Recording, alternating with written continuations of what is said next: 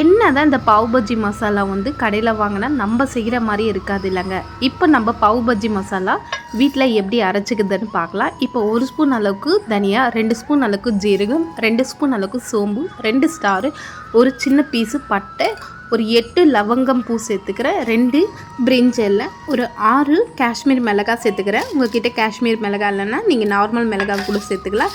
இதில் வந்து ஒரு 4 ஏலக்காய் சேர்த்துக்கிறேன். உங்கள்கிட்ட கருப்பு ஏலக்காய் இருந்தால் கூட நீங்கள் சேர்த்துக்கலாம். இதெல்லாமே சேர்த்து நல்லா வறுத்துட்டு நல்லா ஒரு வாசனை வரும்போது ஒரு 2 ஸ்பூன் அளவுக்கு கஸ்தூரி மேத்தியும் சேர்த்து நல்லா கலந்து விட்டுக்கலாம். பாருங்கள், இப்போது ஸ்டவ் ஆஃப் பண்ணிவிட்டு ஆறினவுடனே மிக்ஸி ஜாரில் சேர்த்து நல்லா கிரைண்ட் பவுடராக பண்ணிக்கலாம். பாருங்கள், இந்த அளவுக்கு கிரைண்ட் பவுடராக பண்ணிங்கன்னா போதும். இப்போ இதில் கொஞ்சமாக மஞ்சள், கொஞ்சமாக ஆம்ச்சூர் பவுடர், கொஞ்சமாக உப்பு சேர்த்துக்கலாம், கொஞ்சமாக பெருங்காயம் பொடி சேர்த்து ஒரு 2 பல்ஸ் கொடுத்து எடுத்துக்கலாம். மிக்ஸி ஜார் ஓப்பன் பண்ணும்போதே வாசனை கமன்னு இருந்ததுங்க இந்த பாவ் பஜ்ஜி மசாலா. ஒரு வாட்டி இந்த மசாலாவை வீட்டில் அரைச்சி பாருங்கள், அடுத்த வாட்டி வெளியே வாங்க மாட்டேன்.